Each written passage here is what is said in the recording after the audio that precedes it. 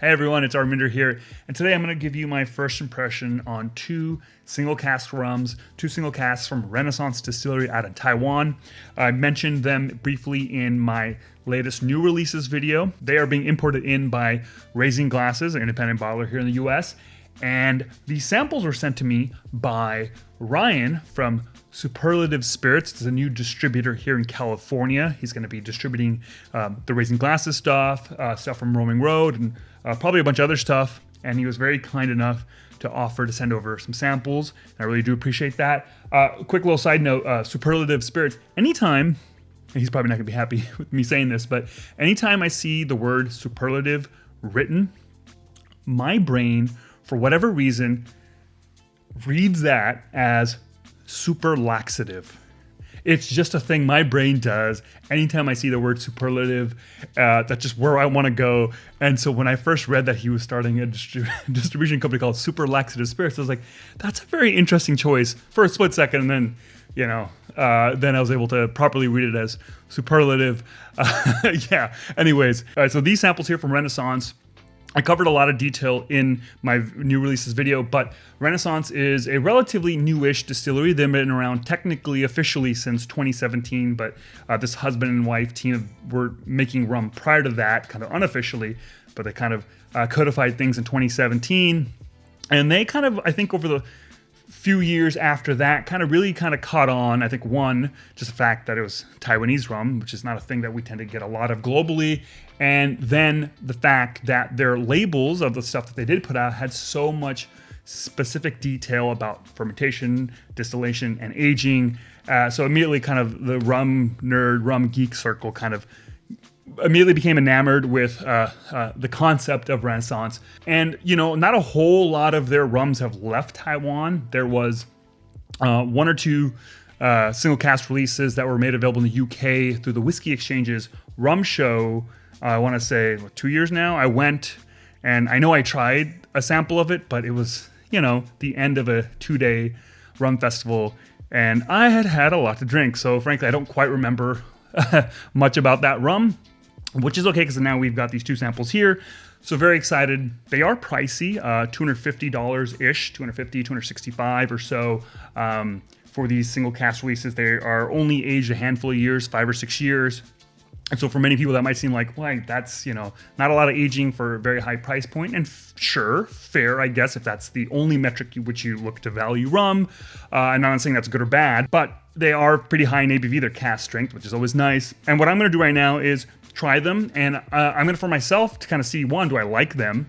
And maybe then decide if I were to buy one, which I may not necessarily do if I don't like either of them enough to spend $250. But if I like at least one of them, which one would I spend that $250 to buy? That's a question I'm going to ask myself, and maybe that will be useful for you as well. So I'll try them, share some tasting notes, and kind of decide if I like either of them and which one, and so on and so forth. All right, so let's get going. I'm going to start with the Puyuma here.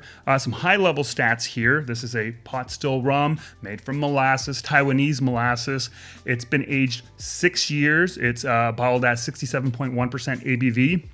Aging-wise, in terms of the 6 years, some of it was in French Limousin Oak, and then some of it was in a Cognac cask, I believe Hennessy specifically. But yeah, let's get in here. So this is the Cognac cask finish. So I get a little bit of a cola-esque note on this. That was kind of the first impression. Maybe not even just cola, actually. Root beer. Yeah, I get like a root beer note. Maybe a little bit of cream soda or like vanilla note. Herbal, slightly medicinal, maybe absinthe-like kind of stuff going on there. There is a little bandage kind of quality. It's definitely a punchy aroma. If I get my nose a little too close to the rum, it is tingling my nose hairs. But I'm intrigued, definitely by the aroma, and let's give it a sip. Cheers.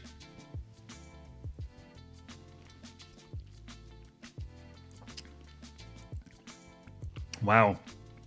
Whoa, buddy. That was pretty in your face. Letting that first sip kind of ride right now as I have.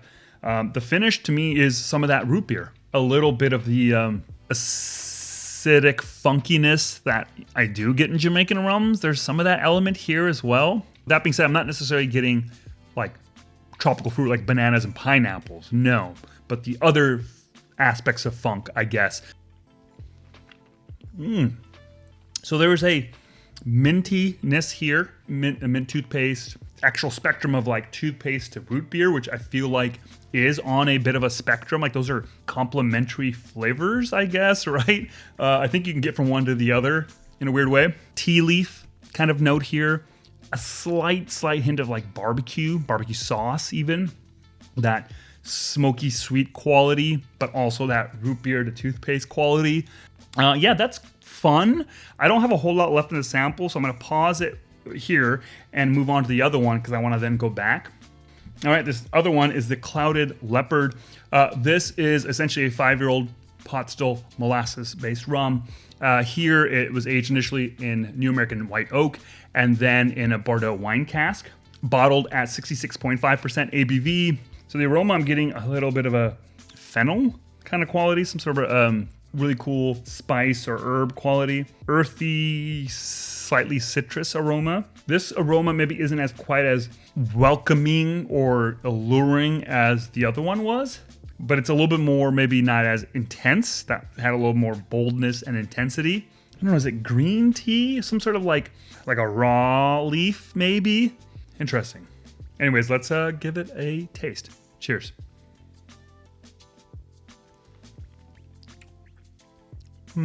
Well, I will say, my first thought was, oh, maybe this will be a little too heavy on the Bourdeaux. It's not at all, actually. At least it doesn't scream Bourdeaux, like wine to me, like a wine finish. But I am also still getting some herbal, savory quality. Less out there rum. It's a little bit more polished, implies that that's rough. And that's not the case. But it's a little more approachable, maybe. But also, because it's the more approachable, it's maybe it's less interesting because of that. Okay, so I'm getting actually on this one some grain, actually. Wet grain, cardboard, like wet cardboard, a cereal malt quality, actually. Slight kind of menthol-y, which that was, I said mint, and it probably has that, but that also had some menthol, like heavy dark menthol. I don't know if that's a thing, but this also has some of that quality, actually. Slightly absinthe, maybe there's a fennel kind of accent, which is nice. I think it helps break up what otherwise might be just a fine enough rum. To me, this kind of that adds some complexity. All right, so I'm gonna go back to the first rum, and actually what I did was add water to both of them, so we'll see how that opens up the rum. But this is the Puyuma, this is the Cognac finish. Or not even finish, I guess. Technically it's given the aging is roughly about kind of half and half, it's kind of a double maturation, really. And in fact, I think the label actually says double maturation. So yeah, I've corrected myself. Ooh, now there's, with that little bit of water, there's a sweetness, a vanilla-ness, vanilla ice cream. Maybe it's more cream soda now, actually, on the aroma, and less of that root beer. Cheers. Wow. Whoa. I am getting so much grape on this now. Specifically the flavor of grape. Like, oh my God. I'm getting grape Kool-Aid. I'm getting grape, oh gosh, Otter Pop. That flavor of grape, that slightly artificial flavor of grape. And I don't mean that in a negative sense. I love that flavor of grape. It's definitely a lot of nostalgia to childhood and all that. But this has so much of that now with the addition of the water. That is a trip. Maybe a touch of grimy, smoky thing going on. There's a little bit of wood, oak kind of situation. This is one of the few times where I've had not that I've had a lot of cognac finish rums, but this is the first one where I've had it and I can be like, oh, I actually taste grape.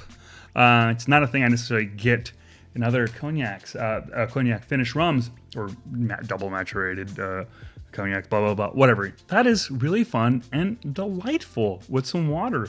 And in fact, might be my preferred way of drinking it. We're gonna go back now to the Clouded Leopard with some water in it. Got a little hint of banana, like a banana pudding, or like banana puree. Though there is some accent of some sort of herbal, savory quality there. Nice. All right, let's give it a sip. Cheers. A little bit of turmeric, like an earthy, dusty, spice, though there was a lot of lushness from the wood. I am getting a little like chocolate here, a little dried fruit. I think I enjoyed it more without the water. I think it just kind of sort of fell apart a little bit, I think, with the water. I don't know. It's funny because like I feel like both with the water and without the water, I never fully got a solid grasp. So I think where I land is not that blown away by the Clouded Leopard, the Bourdeaux wine double maturation. I think it's fine enough, but I didn't have enough time with it to kind of truly get a sense of it. If I had an opportunity to try it at a bar in the future, I probably would, just to kind of see. But that being said, I don't feel confident based on that sample to go out and buy it for $250. I kind of really do love the Puyuma and the flavor there. Funky grape, smoky barbecue thing, a little bit of like a tea leaf thing going on there. Yeah, I'm gonna have to move some budget around to make it kind of worth, or to be able to kind of justify it. So if you have a cool $250 laying around and you want to invest that in a bottle of rum, I think you might be impressed by the Puyuma there. I think it's really fun. Bare minimum, I would say if you ever get the opportunity to try it at a bar, whatever they're charging for it, do it. I think it's such a cool, fun experience on the palate. Try it neat.